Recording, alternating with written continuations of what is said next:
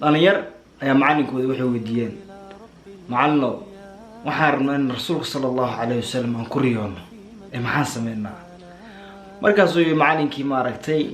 dhalinyartii ayuu maaragtay gurigiisa ku casuumay cunto ayuu u sameeyay cuntadii markuu u sameeyay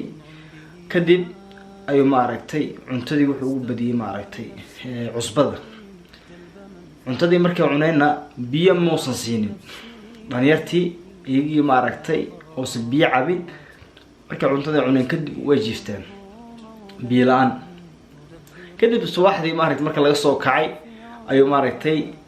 macalinkii dhalinyartii wuxuu weydiiyay hayma wax riyo qof arkay ayaa jiro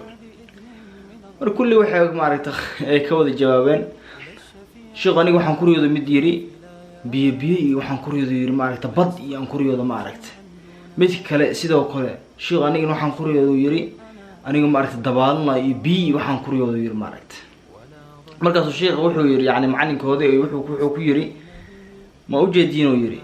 yani taa waxa kalifayso yiri cusbada cuntada idinku badiyay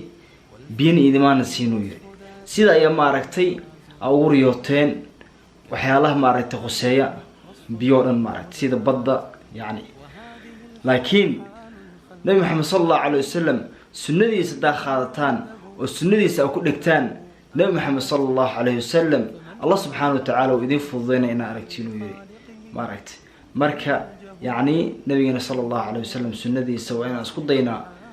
inaan ku dhaqanno maaragtay